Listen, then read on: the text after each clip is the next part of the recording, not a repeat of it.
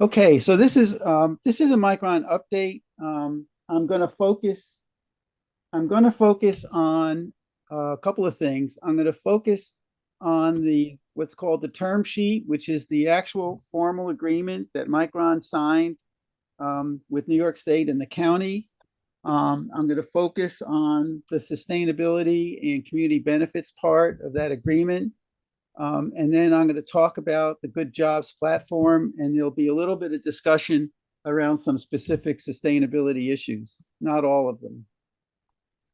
So let me talk about the Micron term sheet. This was an agreement between Micron, actually among technically, Micron, Empire State Development, Onondaga County, and OSIDA. And it established essentially the relationship that Micron has most with those entities in order to receive the benefits from those entities, specifically the $5.5 billion from Empire State Development under the Green Chips Act. So it requires Micron to make certain promises and commitments, and I'm going to focus on the ones that I think are relevant to us now. So under all of this, there are incentives, and so just quick review of the incentives. Micron will get $5.5 billion under the Green Chips Act over the term, and keep in mind when you see these numbers, you can divide by 20 to sort of get the yearly number because over the term is 20 years, and technically speaking, they get that money if they quote meet the jobs and investment requirements of the Empire State Development Incentive Schedule under the Excelsior Jobs Program. So it's technically that money is conditional, and there's problems with it, and I'll get to those in a little while. They're also getting there's also $200 million from New York State for roadway improvements, one of which includes direct access from Route 81 to, I believe, Cordenoy Road, to bring 81 very much closer to the Micron facility for traffic and convenience. And from Onondaga County, there's a $5 million facade grant. I actually don't, and it's technically described as improvements in on-site structure. I don't know what that means. There's a $5 million workforce attraction grant to, quote, assist with initial hiring during the fab complex startup. There's $10 million investment in conjunction with Syracuse University to establish an R&D semiconductor initiative at the Center of Excellence. There's also another $5 million workforce sustainability grant. I don't know the details of that. What started out as a couple of $100 million has now ramped up to $1 billion improvement to the wastewater treatment and reclaimed water facility that is nearby the Micron plant. There's $30 million, which is a reinvestment of the purchase price into the fab complex site from the county. And then there's the pilot. Micron was given a 39-year pilot payment in lieu of taxes, which ends up with tax savings of about $300 million to Micron. Aqua, Onondaga County Water Authority, will provide water, and we've seen this number forever, equal to the daily Syracuse water use. There will be public transportation will be extended, and Micron will install a bus stop at the site, and the county will be making some road expansion and improvements to Cordenoy Road. So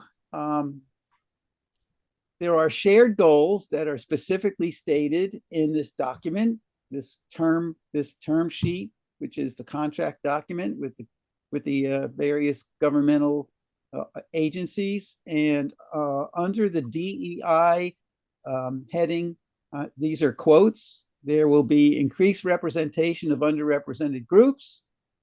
There will be drive equitable pay and inclusive benefits. It will strengthen the culture of inclusion, advocate for racial and LGBTQ plus equality, engage with diverse financial institutions for cash management, and increase representation and spend with diverse suppliers. So those are the goals that have been established. and then we get into the details. So what was specifically designed and called a community benefits agreement, but it's not really. It's the community investment framework that Micron had to fill out. It was actually a questionnaire from Empire State Development that they had to fill out. Yes, Peter. I lost your screen. Did anybody else lose it? Okay, I must have done something. I'll play around. Sorry. Are you okay with questions during the presentation, Dick? Only if I can answer them. Okay. So the goals or objectives or whatever they are that you just read, are any of them measurable, and are they going to be held accountable for any of those? You've actually touched on the entire point of my presentation. So I'll shut up now. yeah. So the first one on workforce development says that, Mike, these are all quotes. Everything that you see, including the boldface, is taken directly from the language of the term sheet. Micron will work with state and local partners and construction contractors and subcontractors to establish a target percentage of the construction workforce to be from disadvantaged populations. Micron will encourage contractors to conduct focused recruiting and pipeline development activities to strive in good faith to meet the target, and Micron will require contractors to report their results. Final goal will be established in consultation with the Community Advisory Committee, which is the CEC, that was established and documented under a Green Chips Community Plan. There are two phrases that jump off this page.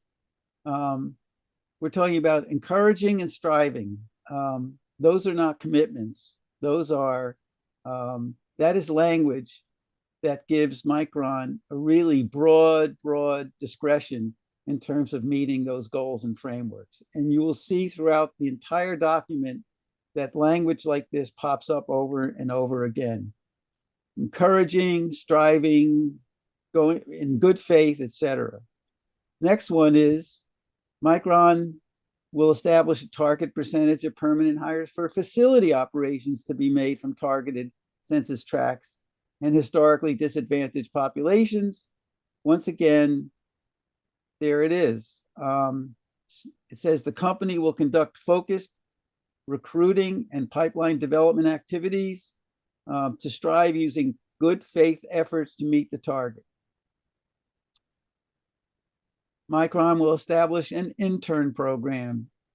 Theoretically, the number of positions will be in the range of 3 to 5% of the Central New York headcount. They will agree to set a target percentage of those positions to be filled by individuals from historically disadvantaged populations, and will conduct good faith focused recruiting activities to meet the target. You see a pattern showing up here. Micron will use good faith efforts to achieve 30% of eligible construction spend from eligible categories with SEDI contractors with priority given to, etc. Will use good faith efforts to achieve 20% of its eligible annual operating spend with diverse suppliers. Will commit to investing in regional supplier diversity contracting and programming, and will require applicable tier 1 and tier 2 suppliers to establish goals for percentage of spend with diverse suppliers. Once again, we have language that gives Micron really a broad path to try or not try, because no definition has been made in any of these documents about what is the definition of a good faith effort. Somebody had their hand up? I did. Dick, are there any sort of penalties if Micron doesn't? Yeah, there's a penalty in that. There's a penalty in that the state can withhold money, technically speaking. So there is, and it's not. There is, if you actually read the state documents, not in this framework, but in the state documents, the state documents state that if Micron does not meet the goals and targets, that some of the grant money can be withheld. But the problem is, even from the state itself used the word good faith. So I have no idea how they will ever determine whether Micron actually, actually exerted or made good faith effort, because the definition is nowhere to be found of what that means. All of this is actually here to get to point to something, and we'll get to that. Micron will encourage construction contractors and subcontractors to utilize Syracuse Build, which is a great idea. They will commit to employing measures and programming to increase construction contracting and work participation by underrepresented populations and remove barriers, all of which sounds great. Once again, we have encouraging, we don't have requiring. Dick, Yeah. I'm not seeing a word local hire anyplace. Have I missed something? No, you have not missed something. Okay. Dick, Yeah. how's that word disadvantaged? How is that used? What does that mean? Well, sure, that's what I'm asking. There's In the actually, context of this agreement. yeah.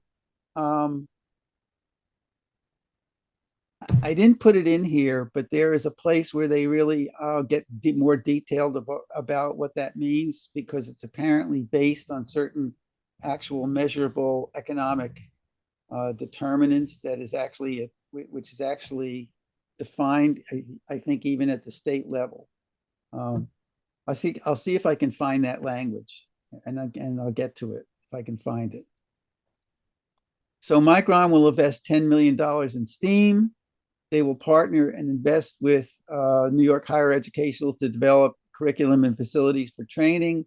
And apparently that is actually going on with OCC at the moment. They will subsidize the building and maintenance of a child care facility. Lenny Siegel raised the issue when he spoke, either in conversation or someplace, about putting a child care facility inside of a building completely filled with nasty chemicals that can cause harm. So we're not at all clear about whether that will be a building incorporated into their facility or a separate structure. We don't know that. I thought I remembered seeing they bought like a nearby piece of land for that, but I can't be sure. Yeah. Ideally, it should be no place near that factory. They will provide team member incentives for use of public transit, and they will install a bus stop at the complex site. Okay.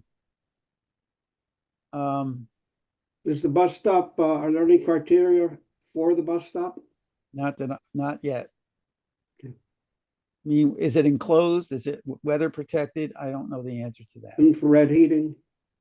Yeah, I don't know the answer to that. Okay. Micron will work with the local community advisory committee to facilitate solicitation of projects.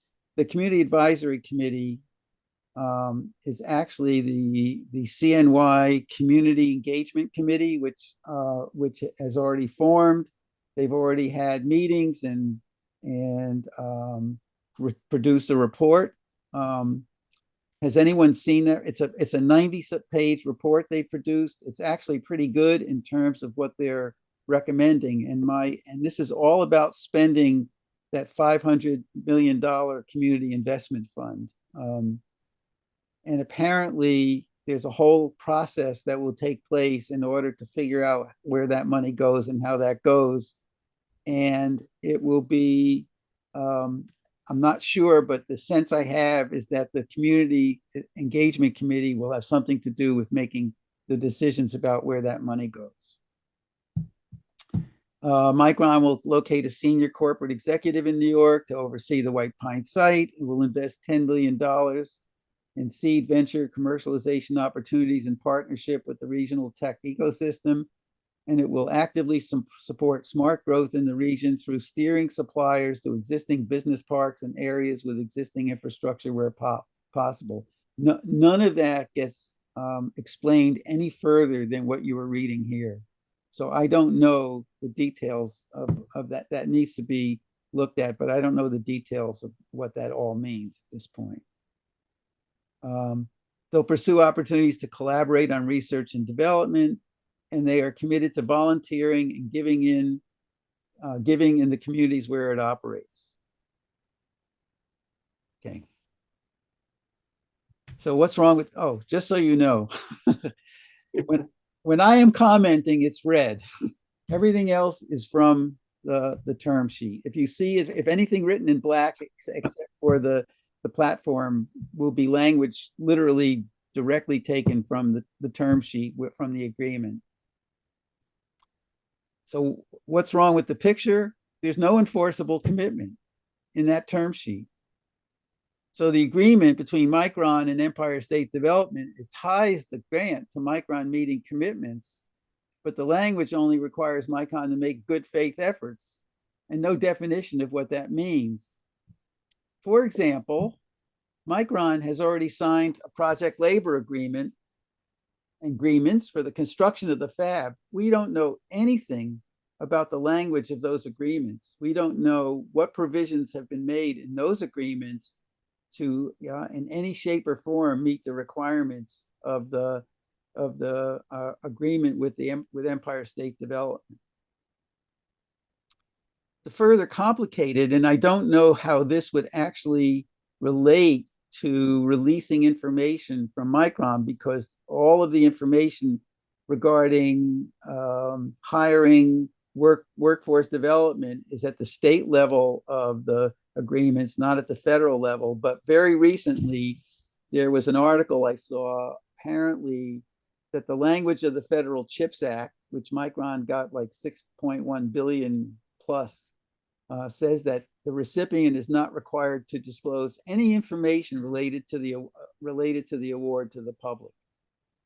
So that is specifically written into the federal language on the CHIPS Act, that Micron doesn't have to reveal anything about that agreement with the federal government to the public. I have a question. Yeah. So the agreements that you were talking about that we don't see is, and then with the thing that you just said, maybe it's not permissive to foil, but can we foil it?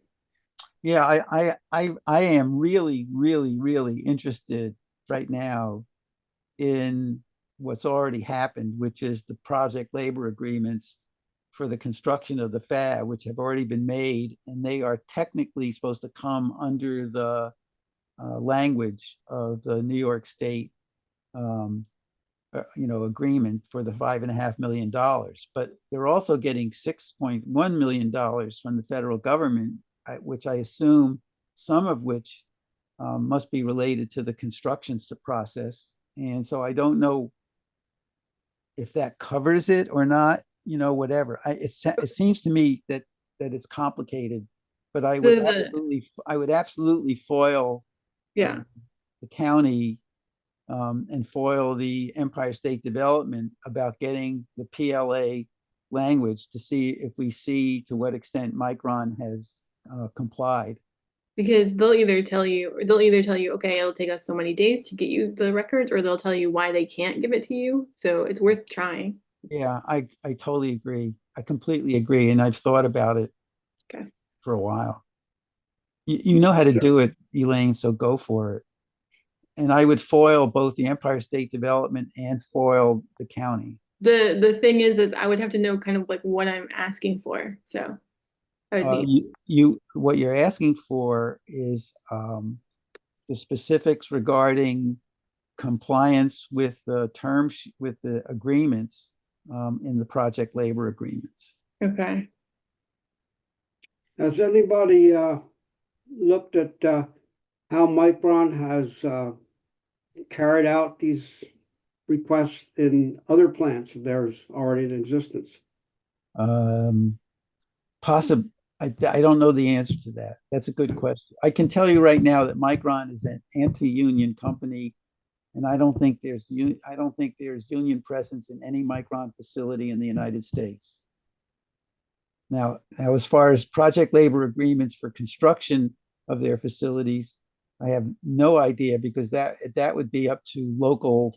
That would be that would have to do with whatever local support they got from states or communities where they're building. And I don't know the answer to that. Good question, Jim. Also, one comment about foil. Foil has no teeth.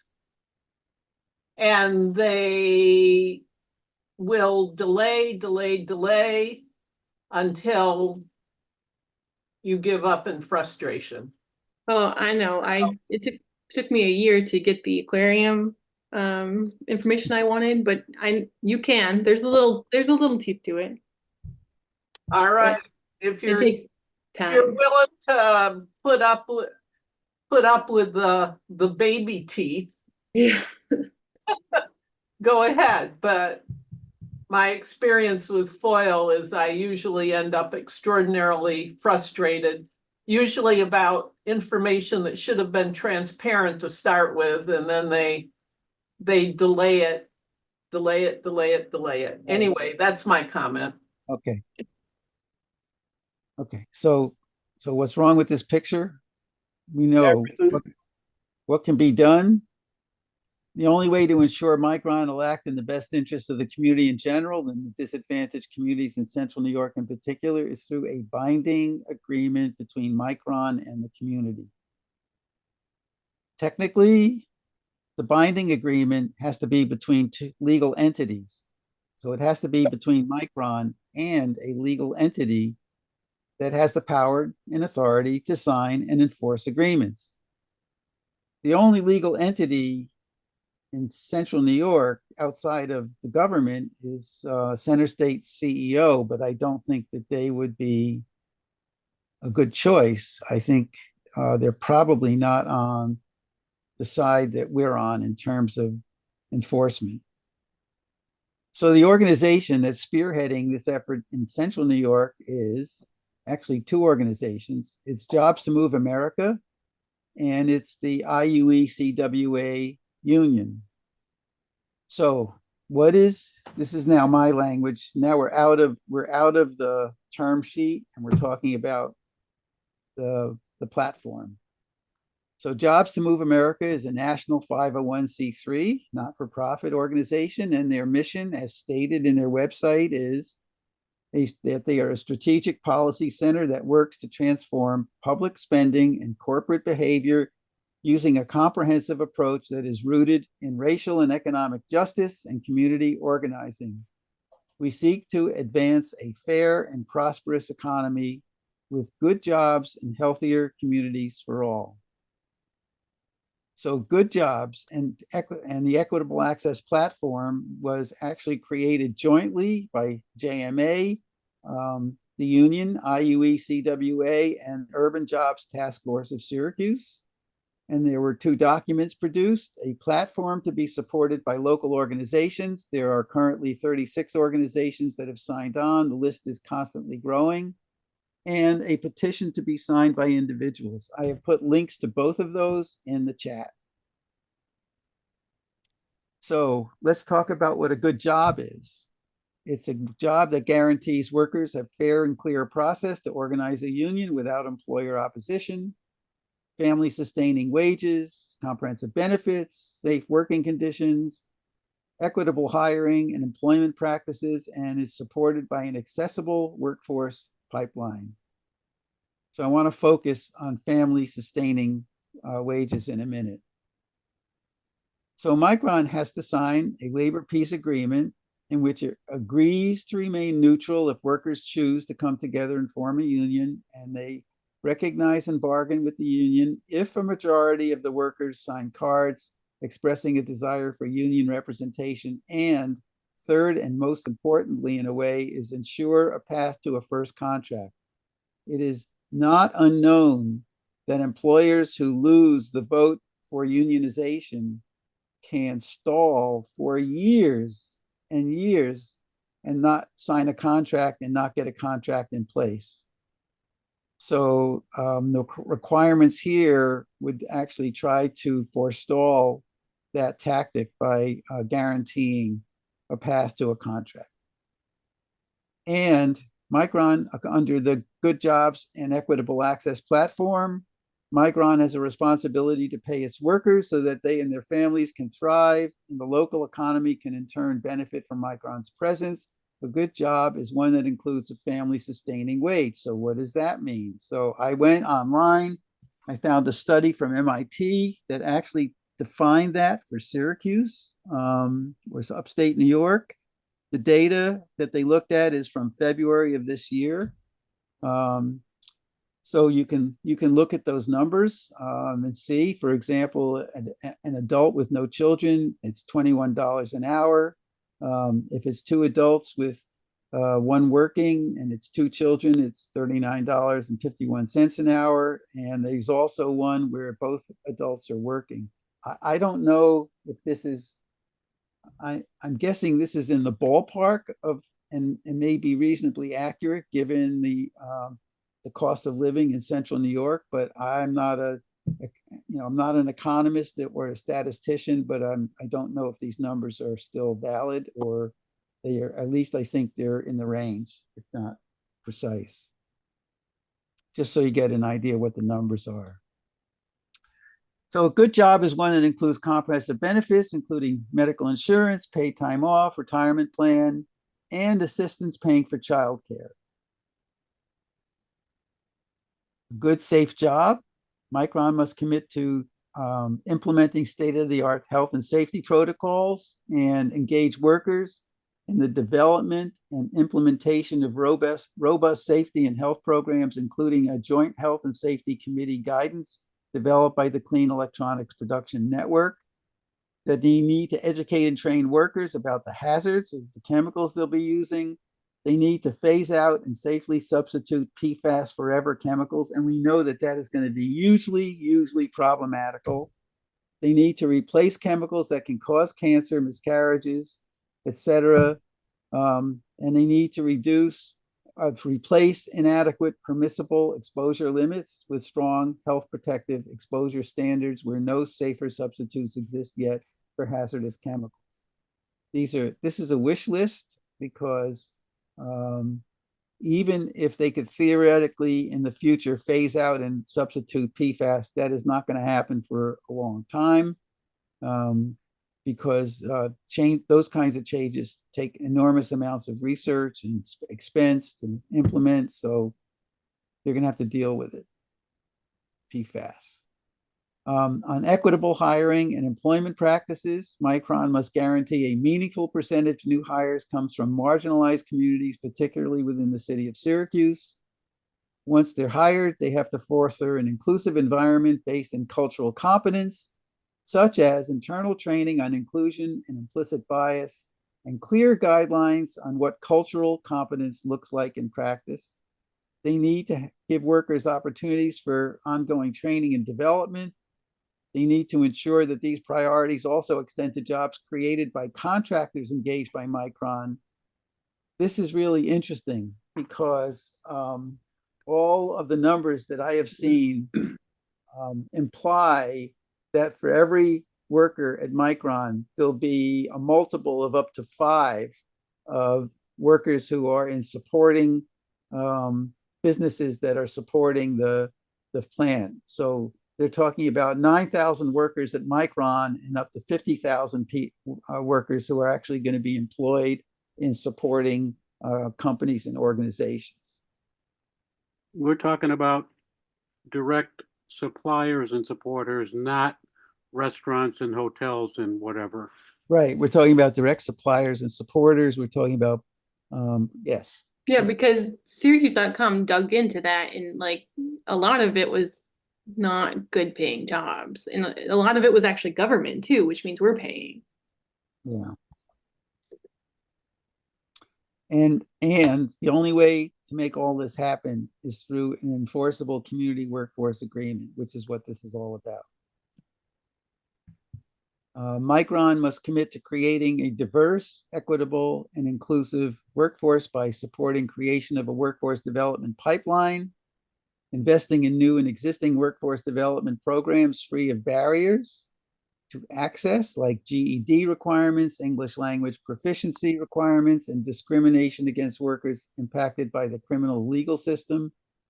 Investing in expansion of affordable, available childcare options, and partnering with unions and community groups to create and institute a robust paid pre-apprenticeship program that is promoted widely by Micron within the Central New York community.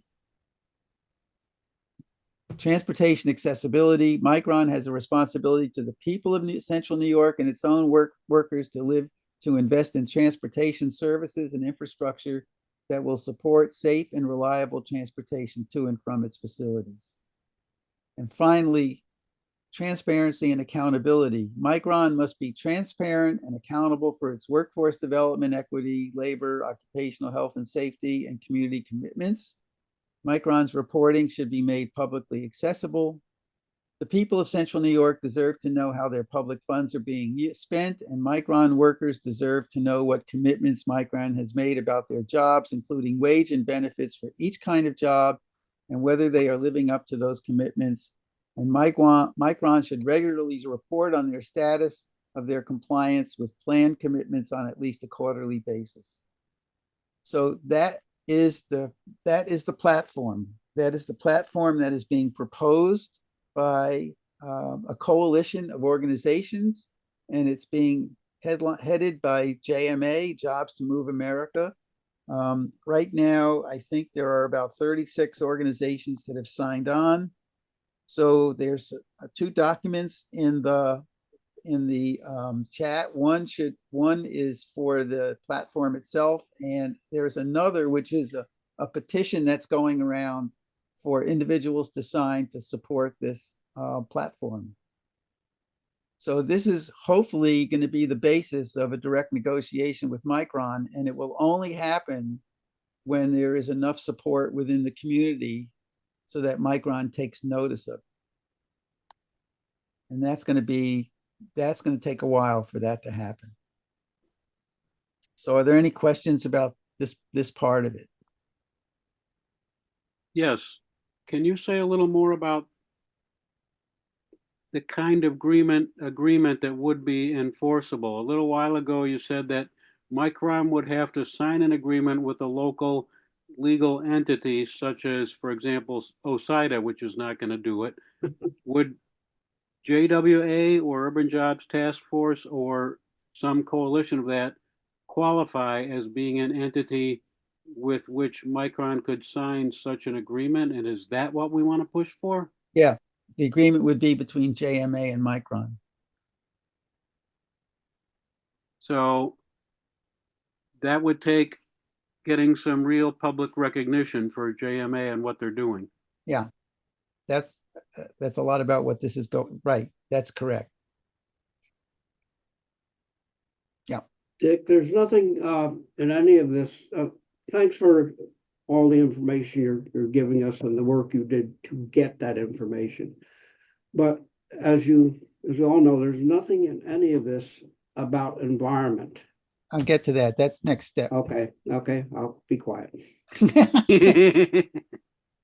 I have a question. Yeah. This is related to, has Micron said very much about the specific kinds of job skills and even personalities that are needed for people Yeah. to work inside the fabs? Because I can think that this is, and how much specialized training that people need. Like, I know they're building clean rooms in schools and things like that, but how much is public information about what we're actually looking for people to have? You know, if we're going to hire people locally, they need to know Yeah. they're supposed to be able to do. Yeah, there is actually, Micron did actually publish in the term sheet, which I actually should. So here's what I'm going to do. I am not sure if I put the term sheet on Google Drive. I took the term sheet, which is a long document, and I turned it into an outline. So it made it easier to parse because I'm an outline person. I understand things when I can organize them into outlines. And in that, there is a whole section on projected employment and the skill sets that are involved. So what I'll do is I will take the term sheet, and also when I created the outline, the term sheet document, I included language from New York State, specific language regarding the requirements for for getting the money, and the document that they have to fill out to do that. I'll put it all into I'll get it into a Google Doc form so that so I can share it. And then what I think we can do is in a newsletter, we'll just put a link to it and you guys can take a look at it all. I should have done it here, but I didn't think of it. So that will help, because you'll actually see exactly within that term sheet exactly how they're breaking down the labor and the workforce at the plant. A lot of it is relatively skilled, by the way. There's not a lot that's unskilled at that. There are not a lot of jobs at the fab that are going to be completely unskilled. Very few. I tell you the truth, what to me, they're talking about the STEAM school. They're talking about all this technical training, all of which I think is great. But to me, and I don't know where to put this in the conversation, is when we were at the town hall, which JMA and Urban Jobs created to talk about this, there were a lot of union guys sitting in the room. And I turned around because it was the discussion period, and right behind me was a young guy who was an electrician, and he was a union electrician. And I said, are you guys planning to work on the Micron project? And he said, absolutely. And I said to him, something about how many jobs are you looking at? And he said, they will need about 2,000 electricians to build that plant. And he said, there are only 1,500 union electricians in all of central New York. So they don't even have enough local workers to do the work at the plant. And I am concerned about all the focus on STEAM and training and getting all these skilled people to get jobs, is that there is a general and profound problem with aging out in the trades and in the labor workforce of the trades. So we're talking about electricians and plumbers and carpenters, and those are all high-paying, family-sustaining jobs. And yet I don't see, and we're talking about possibly thousands of those jobs being created in the process of Micron, because they're going to need those kinds of services to keep those plants going, to do maintenance on those plants, to do modeling if they want to remodel offices or any of that stuff. And I don't know if there's enough emphasis being placed in this community on creating and training for those kinds of jobs. Now, supposedly On-Ramp, which is coming, can do that. But if you look at the model for On-Ramp, which is this organization in Buffalo called Northland that did this kind of training, their production of workers is really small for what they're doing, like 100 a year kind of a thing. And we're going to need a whole lot of skilled tradespeople in central New York, and I don't know if there's enough focus on making that happen. Well, that's my 2 cents. In addition to that number of people and that shortage, what about the all the 50,000 jobs or whatever the number was that are going to be created by Micron? Now, some of those will not be high-tech jobs. Some, I assume, will. So doesn't that number have to be added to the demand? Yeah. I mean, some of these jobs will be people who are driving trucks and delivering stuff and working in warehouses. I mean, we're not talking, right, they're not all going to be high-paying trade jobs. If you look at the carrier model, there were thousands of supporting companies that were supporting carrier, and a lot of them were not high-paying trades. They were, warehousing and delivery and distributors and stuff like that. but can we assume that at least a significant amount of those jobs are going to require training? Yeah. And then that means, again, there's an even greater shortfall than is being predicted. Yes, the answer is yeah, I agree. Yeah. So just getting into sustainability. This chart shows, which I created, is a CLCPA goals side by side with Micron's claims. So according to Micron, by 2025, which is 2 months away, they're going to use 100% renewable energy in its US operations by the end of 2025. Well, obviously that's not realistic anymore. This goes back a ways when they made this claim. The CLCPA in New York says that greenhouse gas emissions by 2030 will be reduced 40% from 1990 levels, and that 70% of the state's electricity will be from renewable sources by 2030. Now, I can tell you that we're way behind on CLCPA, so we're not going to meet those goals by those dates. By 2040, according to the CLCPA, 100% zero emission electricity generation. In other words, no fossil fuels used to generate electricity in the state of New York by 2040.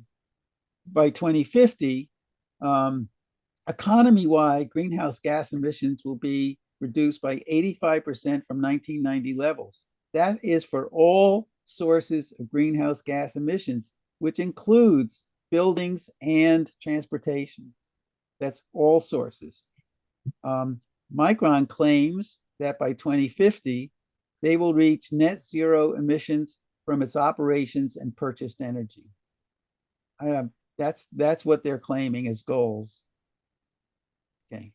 So under the Micron term sheet sustainability requirements, Micron will utilize 100% renewable energy for electricity by 2025 in its New York fab complex operations, which may include but not necessarily be limited to the use of renewable energy credits, and maintain that 100% renewable energy for electricity supply for the duration of the term, which is 20 years. In fulfilling this commitment, Micron shall prioritize in-state sources of renewable energy to the extent they are available, cost-effective, compatible with Micron's corporate renewable energy definition, and in alignment with New York's clean energy standard. Let's talk about that. I'm going to talk briefly about renewable energy credits. So what is it? It's basically a financial document. It's a market-based instrument that represents the property rights to the environmental, social, and other non-power attributes of renewable electricity generation. So when 1 megawatt per hour of electricity is generated and delivered to the electricity grid from a renewable energy resource, you can buy a renewable energy credit certificate for 1 megawatt hour. So it basically says that you are buying that, which essentially says you are using that 1 megawatt hour of renewable electricity, even though it's not necessarily being delivered to your property. So how does a renewable energy credit work? Let's say that Micron buys a megawatt of power from a fossil fuel generating power plant. And attached to that megawatt of power, there is a measurable amount of greenhouse gas generation. But Micron wants to claim that they are going to be zero greenhouse gas generation over the course of their building operations. So what do? They go into the marketplace, and what they do is they buy a renewable energy credit equal to that 1 greenhouse gas creation that neutralizes it. And how that works is, let's say that there is a solar farm, and that solar farm generates a megawatt of electricity, and that generates a negative greenhouse gas generation. And that negative greenhouse gas, measurable negative greenhouse gas generation, gets packaged into a financial instrument called a renewable energy credit. So Micron goes and they buy that renewable energy credit, and then they apply that negative greenhouse gas generation credit to their actual greenhouse gas generation from that fossil fuel plant. And then they can claim that they have basically generated zero greenhouse gases. What's interesting about this is that there's actually no change in the actual generation of the greenhouse gas from that fossil fuel plant. And that electric generation from that solar farm is not creating additional electric generation in order to generate that renewable energy credit. It's just simply taking the greenhouse gas reduction from the existing electric generation and packaging it into a renewable energy credit.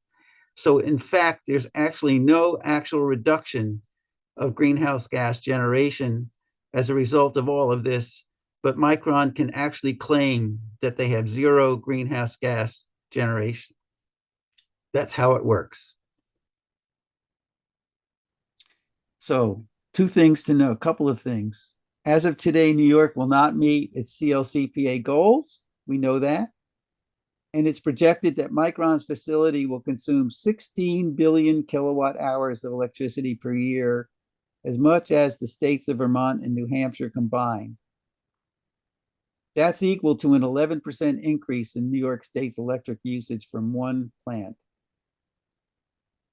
In addition, because that electricity, if it's delivered over power lines, there's a line loss, and that line loss actually will require additional generation, because that line loss will be equal to a 100 megawatt fossil fuel plant under continuous operation that's just being lost due to line loss, which is basically heat.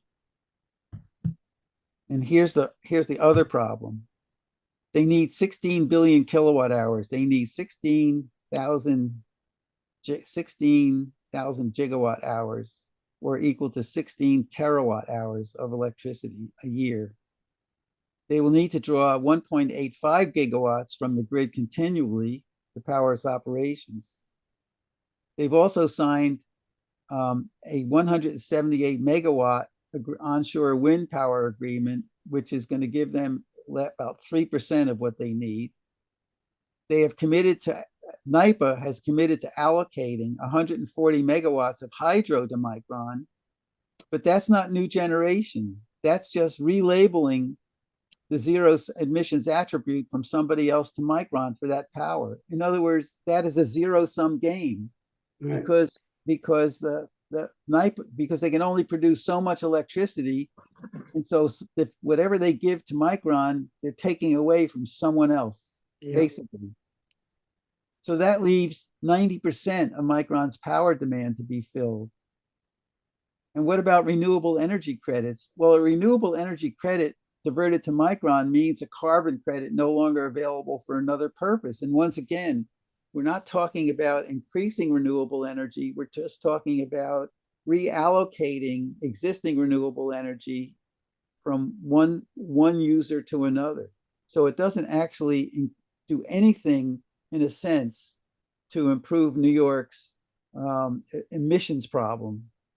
It's just a shell game. It's all a shell game. Yeah. And Dick, all along here, people have been asking about Micron having their own solar collectors on top of their parking facilities and so forth. Yeah. Anybody talking about that now or not? Okay, well, what's interesting, Barry, what's really interesting about that is I read an article by a guy who did some calculation that said for Micron to depend entirely on solar power to facilitate, to fund the operation of their building, he claimed, and I have questions about his calculation, that it would take 200 square miles of solar collectors to provide Micron with what it needs. It's a lot of I parking. I don't believe that because I think that's gross exaggeration. I don't know his calculation, but I actually did my own calculation. And I came up with 2 square miles of solar panels to supply Micron with what it needs for electricity. And I'm sure that there's something wrong with my calculation also. So the point is, anything they put on their roof will be a rounding error in terms of what they actually need.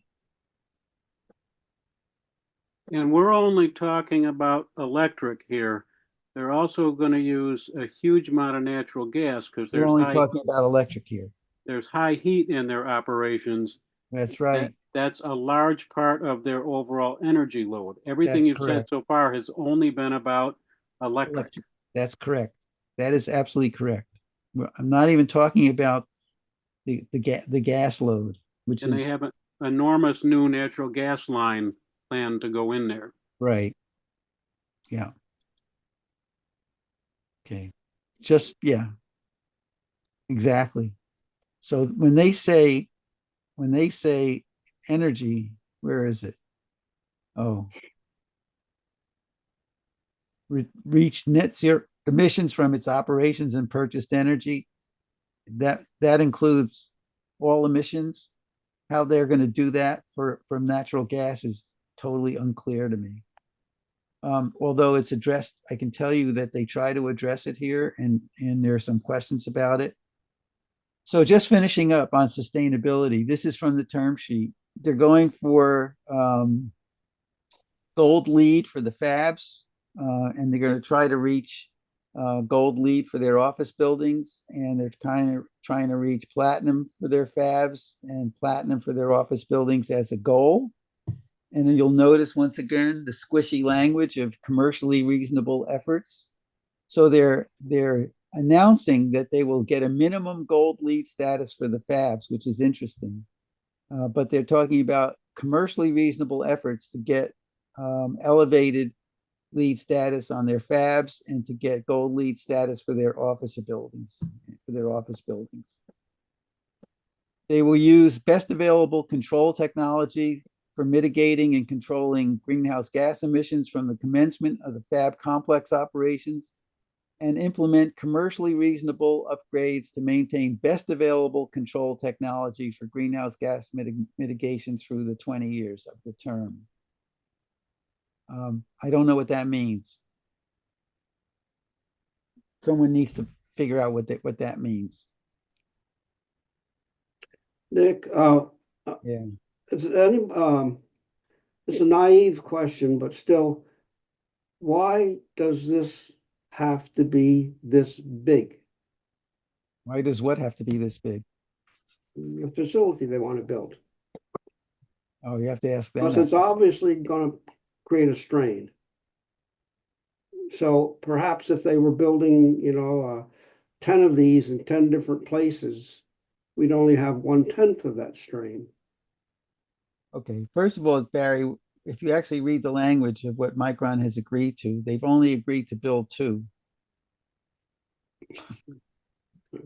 Two But they're fabs. pretty big, right? Yeah, That eventually they're saying 4. right. But actually, they've only absolutely committed to one. But they have absolutely not committed to the third and fourth. So So when you're giving us the energy requirements, that's for how many? mhm. Everything that we talk about here, where it says for the term, is talking about 20 years, which presupposes that all 4 buildings get built. Whenever you see the word term, it's 20 years. The term is 20 years. But it's what the numbers that we're looking at are for all 4 fabs. Yeah. Okay. Assuming they all 4 of them, unless the language is very, very specific about per year. If it's not specific about per year, it's referring to 20 years and four fabs.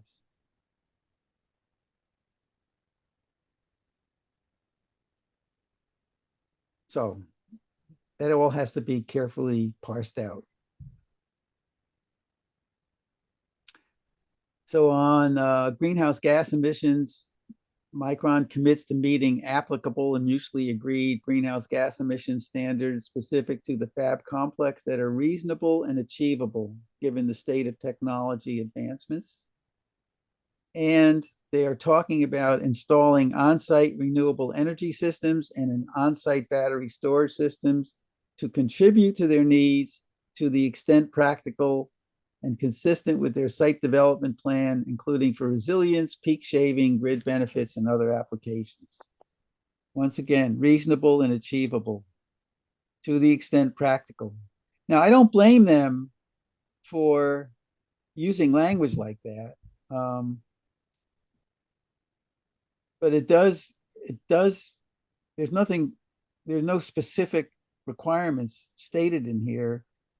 So because there's no specific requirements stated in here, gives them some operating room, and maybe that's not on, maybe that's actually reasonable and fair to give them that room to operate in this respect. But all the language in here, with few exceptions, is intentionally very loose. And here, where feasible and cost effective, utilize green hydrogen, which is produced by electrolysis of water to displace, replace natural gas, support New York's federal hydrogen hub proposal, and pursue other clean measures such as geothermal heat pumps for space heating and cooling loads. It's interesting that the utilized green hydrogen is a direct response to the natural gas issue. I don't know, there are issues with green hydrogen. You have to make it with electricity. So it's not exactly totally clean, because in order to make it, you got to run electricity through water to break it down into hydrogen and oxygen. So I don't know. I know that there are issues with it, serious issues with it as a you can't call it renewable. Let me put it that way. Just a word on the hydrogen. Hydrogen is not a fuel. It's a battery, basically. It's a way to transfer energy from one place to another. It's never really a fuel. Right. Oh, so we're only talking about making hydrogen for fuel cells then, right? Something like that, yeah. Okay, so it wouldn't be hydrogen for combustion. It would be hydrogen for fuel cells. I think so. All right. But, yeah. I wouldn't want to Hindenburg. Yeah. Okay, thank you, Peter. Okay. Adopt other mitigation measures for greenhouse gas process emissions where practical. Once again, commit to infrastructure for charging, fueling clean vehicles for employee, contractor, and Micron fleet use. So they'll put charging stations. They'll implement water conservation and efficiency measures. Whoops. And adopt measures to reduce, avoid, and reuse waste. All of which has to be spelled out. Incorporate energy efficiency and electrification where feasible, and encourage contractors to utilize, to the extent they're reasonably available, suitable, and cost-effective, low-carbon construction vehicles and equipment, and incorporate low-carbon building materials, green steel, green cement into construction. Commit to environmentally sound practices, including green infrastructure such as permeable pavement, stormwater runoff management solutions, and sustainable wastewater management. Once again, we're dealing about where feasible and extent that are reasonably available. So here's an interesting issue that has not been widely discussed, which is the construction. What is the embodied carbon in the construction materials they're using to build this fab? Embodied carbon is the carbon that it takes, the CO2 that is generated in order to even create and make products like cement. So embodied carbon accounts for 11% of all the global greenhouse gas emissions. It represents millions of tons of carbon emissions released during the life cycle of building materials, including extraction, manufacturing, transport, construction, and disposal. And it happens that concrete is a really, really carbon dense material. because there's the extraction process, there is the manufacturing process. So it isn't just the actual material itself, but it's all of the carbon that is generated in making it in the first place. And to give you an idea of how much concrete will be used, Micron is projected to use more concrete than was required to build the Pentagon. So we have an enormous amount of embodied carbon, literally in the physical facility itself. So for all of the greenhouse gas emissions that they might save by doing this and doing that, if you looked at the entire life cycle of the facility, the chances are that you will not actually ever cover the actual embodied carbon that is contained in the construction materials that are used to build the plant, including steel. You know, the two biggies are steel and concrete. They have enormous amounts of embodied carbon in their manufacture.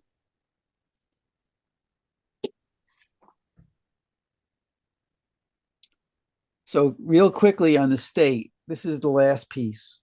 There are two separate environmental review processes that are going on. One is the state process, which is called SEQR, S-E-Q-R, which stands for the State Environmental Quality Review.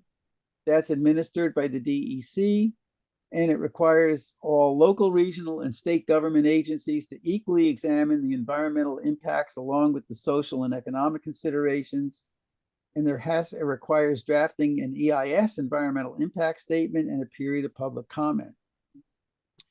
That process has already been started, and we've had one impact statement, which is preliminary to the actual EIS being issued. And there were meetings held with the Army Corps of Engineers also at the federal level. So there's also the Federal National Environmental Policy Act review process, and that also requires an environmental impact statement and a period of public comment. And that has not happened yet, but that is ongoing. There have been news reports that the Biden administration has decided that they're not going to require environmental impact statements and the NEPA review for fabs, except that the Micron is exempted from that decision. So there will be a federal National Environmental Policy Act review process, and there will be an environmental impact statement, and there will be a period of public comment, which is one of the reasons why Micron has delayed. The initial talk about starting construction in 2025 has now really been delayed to either the end of 25 or into 26. And a lot of it has to do with these processes that have not yet fully taken place. So I think that's it. That's what I got.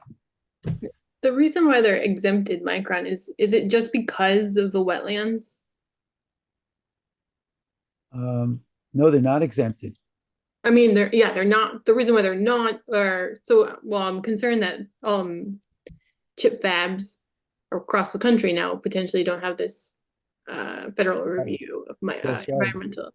But then the one reason why Micron has to have the review, is it because of the wetlands? It could be. Okay. Or because it was already approved, or Or I mean, Yeah, maybe. maybe it was already in process. So any questions? I know I skipped over. I mean, we could spend like we could spend a day on this stuff, but I just wanted to give you an overview, and I really wanted to push the platform. Yeah, thanks, Dick. I'm just curious about what nuclear has to do with all of this. I heard in the debate that both Williams and Mannion support nuclear power plants. Right. If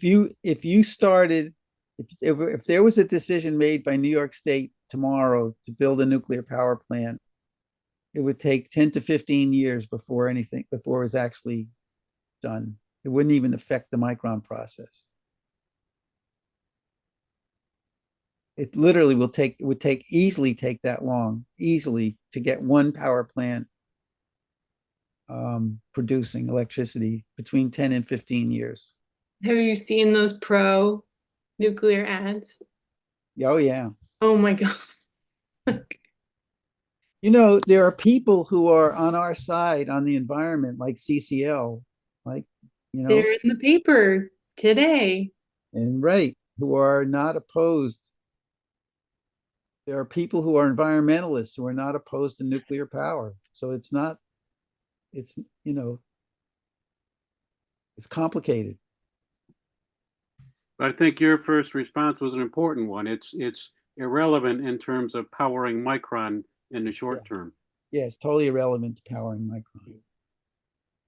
There's So mention of batteries in there. Yeah. Any idea how much they're counting on them? And that's not an easy thing to. I can't even imagine how I can't even imagine how much battery it would take to store to be functionally useful in a plant that's doing 16 terawatts you know, that's using 16 quadrillion whatever terawatts of electricity a year. I don't even know what they would do, how they would even use that power, for what they would use that power for. Maybe keeping the lights on in their garage. I don't know. And those batteries have to, Tremendous amount of electricity. What? aside from the very serious environmental problems with batteries, there also have to be, they have to be somewhere. Yeah, So does that make the plant bigger? yeah, I would guess. Mm. By the way, the guy who calculated the 200 square miles of solar collectors also claimed that the 16 point whatever gigawatt of electricity requirements of Micron was equivalent to the entire output of the Indian Point nuclear power plant, which has been decommissioned. But basically, they use the electrical output of an entire. In fact, I think he also said 9 Mile 1 and 2 together would be barely enough to power Micron. We're talking about a lot of electricity here. So I'd like to think strategically for a minute before we finish about where this is all headed and what's our role. We talked about a coordinating committee recently that we as an organization do not now have the capacity to engage in a lot of different campaigns for a lot of different issues.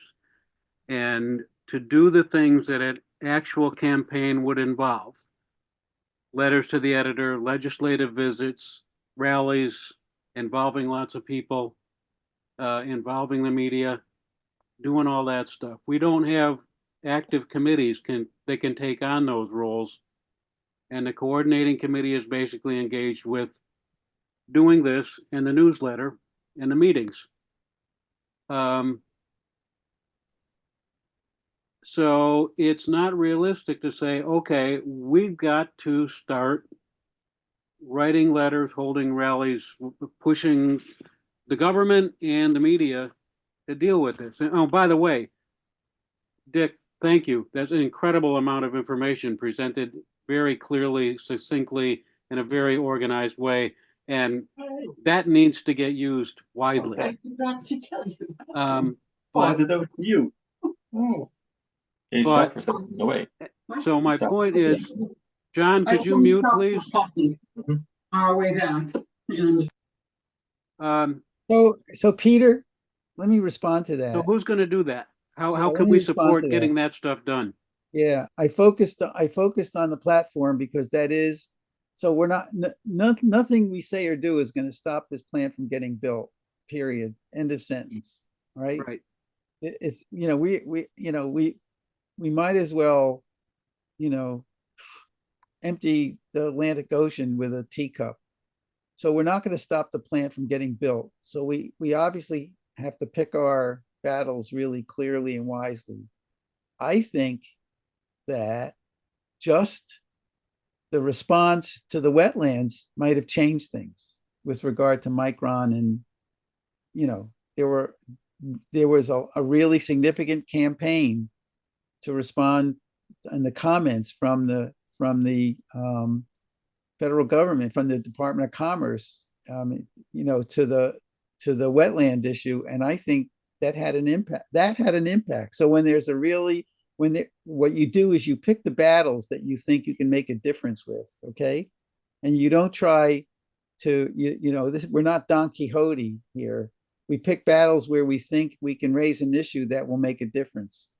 I think that the jobs thing is important because, and I'm not suggesting that Micron is evil, an evil empire, and that they don't care. They just need to be pushed in the direction of living up to their promises. Okay. And I think that the more I don't have any great hope, by the way, to be honest with you, that this whole effort around the platform will literally cause Micron to sit down at the table with Jobs to Move America. But what I think happens is that if enough of the public pushes on it, gets it out there, they're going to be more careful about their practices, because it's really clear from everything that's happened so far that Micron is really sensitive to this community. They have worked really, really hard to make people feel good about them coming to town. And I think they do not want to poison, they do not want to create an adversary. And so they're more likely to say, okay, we'll do our best or whatever, so we can nudge them. I don't have illusions that JMA is going to get a contract signed, but I also believe that if enough stink is made, Micron will behave a little better. And that's worth pursuing for me. So. What about that citizens review board that you mentioned? Or advisory board, or what? It's interesting. The Community Engagement Committee, which was literally set up by Micron, they have a really good they produced a really good document. It's 90 pages. It's a lot of reading, but it's really thoughtful. They really thought through things. They addressed the whole workforce development piece. They talked about the importance of supporting the community, you know, that it isn't just about classrooms, that it's about individuals getting support. It's about wraparound services. You know, when you take inner city people who are already challenged in their lives every day just to be alive and survive, and don't have the skill sets that us white middle class people were, you know, fortunate enough to be exposed to, and you just give them a whole lot of technical training and then you throw them into a job, you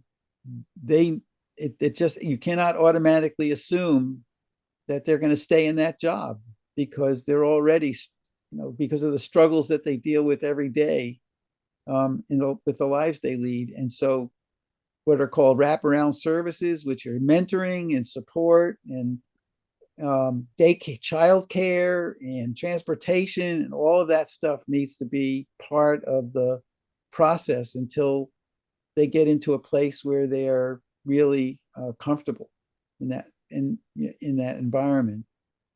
And I think they addressed that in that report.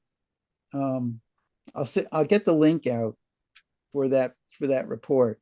Now, having said that, you know, this $500 million, which is, by the way, over 20 years. So divide that number by 20 to get what it is a year, right?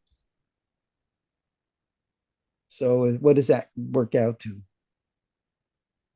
$2.5 million a year, something like that, in expenditures. They're going to be spending that. They're going to be recommending how that money gets spent. That committee.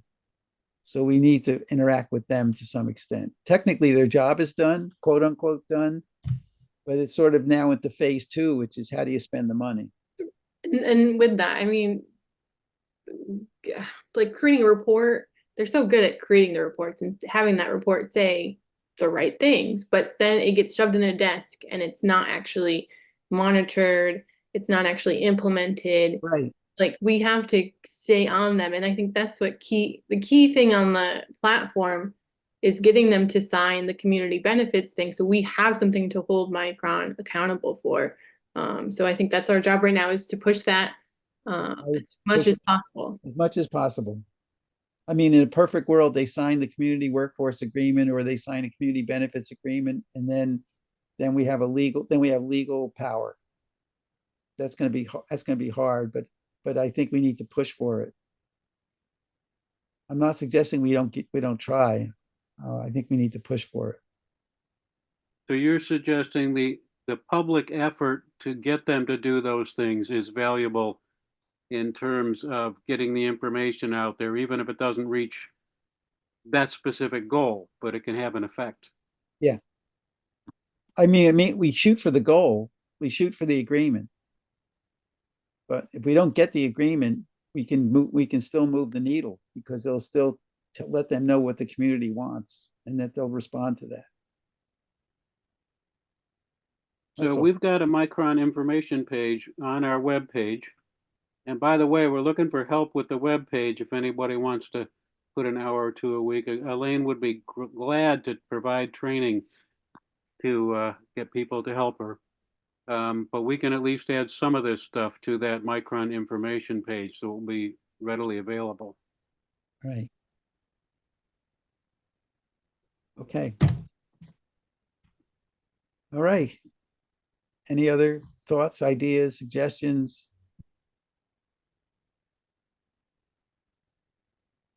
Yeah, Dick, what I'll do is, in fact, what I'll do, Elaine, is I'll put, unless you've done it already, the community engagement committee's report, we can put that on the Micron page, Yeah, right? I haven't updated it in a little while, so I need to add some stuff.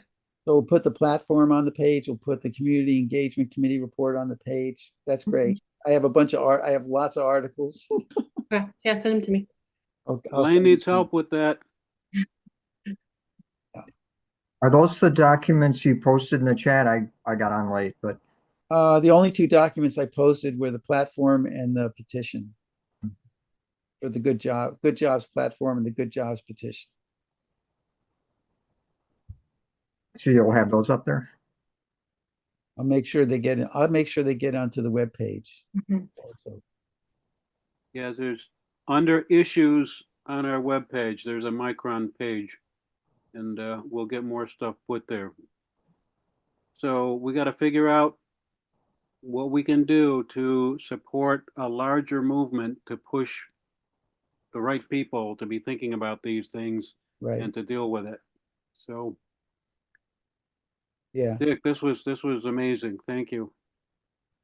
By the way, the next step on the platform with the platform group is they want to ratchet up the level of organizational support from sort of local, not-for-profit, sustainability, economic justice organizations. They want to try to get a higher level of community power and influence to support it. So you can think about that. I mean, we're talking about organizations that actually have political power in our community to try to get their support.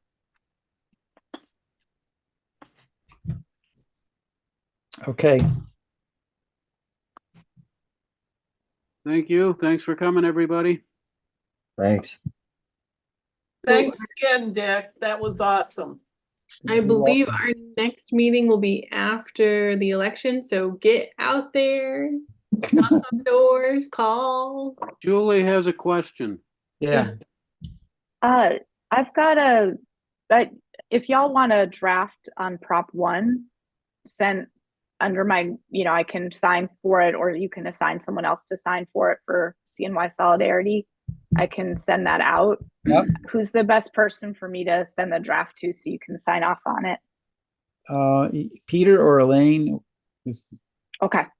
I'll email it to both Peter and Elaine, and I also had Tom take a quick look at it, and Yeah. if it's good with y'all and you feel like it's it speaks for CNY Solidarity, I can go ahead and Okay, email that out to Marie Morelli at the Post Standard.